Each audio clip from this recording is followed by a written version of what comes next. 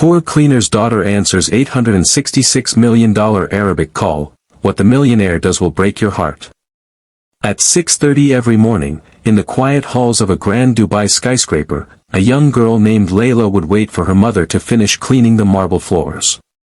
She was just 13, but her eyes carried the weight of someone who had seen too many unpaid bills and too many dinners that were just bread and tea. Her mother, Amina, worked as a cleaner for the building's wealthiest tenants, people who passed by without so much as a glance. To them, she was invisible. But to Layla, she was the strongest woman in the world. One Tuesday morning, something unexpected happened. Amina was busy scrubbing the corner of the lobby when her phone, an old, cracked model that could barely hold a charge, started to buzz. She motioned to Layla to answer it. "Hello?" Layla said softly. On the other end, a deep voice spoke rapid Arabic.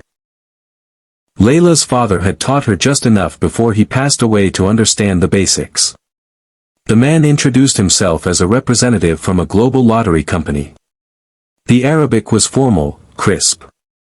He confirmed Amina's name, the date, and then, in words that seemed unreal, told Layla her mother had won the jackpot. Not just any jackpot. $866 million. Layla froze. She looked at her mother, who was still on her knees wiping the floor.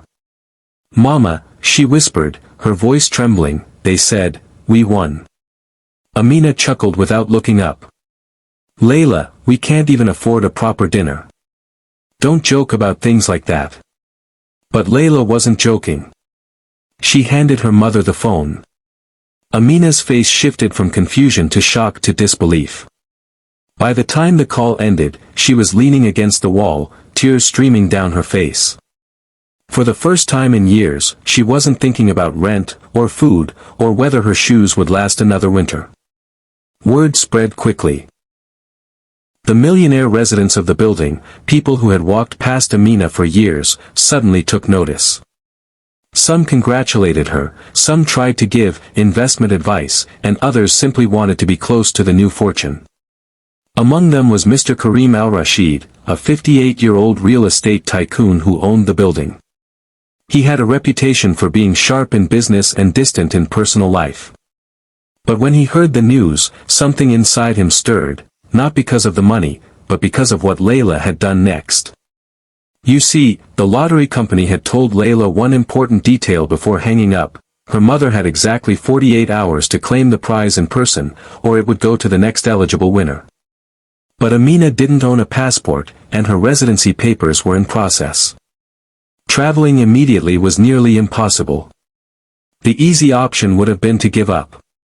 The second option, the one that seemed even more impossible, was to find a legal way to make the trip happen in less than 2 days. And Layla, barely a teenager, decided she wouldn't let her mother's dream slip away. She spent the next morning knocking on doors, asking for help. Most people brushed her off. "This is complicated," they said. "You won't manage it in time." But when she reached the top floor, she decided to try one last time. She stood outside Karim al-Rashid's office, nervously clutching the paper with the winning number written on it. Karim listened quietly as Layla explained everything. Her voice cracked when she got to the part about her mother not being able to claim the prize. "Please, sir," she said, "I'm not asking for money. I'm asking for time, and a way." Something about her words, or maybe her bravery, cut through Karim's usual reserve. He picked up his phone, made 3 calls, and within hours, arrangements were in place. A private jet, expedited travel documents, and a legal escort to ensure every step followed the rules. When Amina and Layla boarded that plane later that afternoon, Amina clutched her daughter's hand and whispered, "How did you do this?" "I didn't," Layla smiled. Someone finally listened. 2 days later, they returned with official confirmation: the $866 million was theirs. But that's not the part that broke Karim's heart. What broke him was what Amina did next. Instead of moving into a palace or buying luxury cars, Amina quietly visited every cleaner, security guard, and maintenance worker in the building.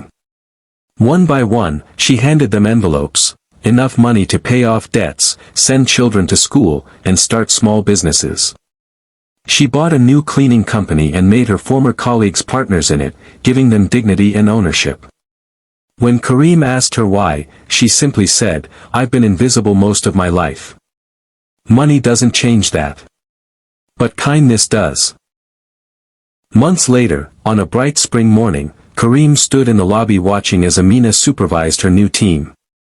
She still wore her cleaning uniform, not because she had to, but because she wanted to remind herself where she came from.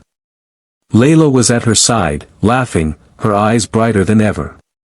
For the first time in years, Karim felt something shift in his chest. He had built skyscrapers and amassed fortunes, but this, watching a mother and daughter use their miracle to lift others, felt bigger than anything he had ever done. Sometimes, he realized, wealth isn't about what you keep. It's about what you give away.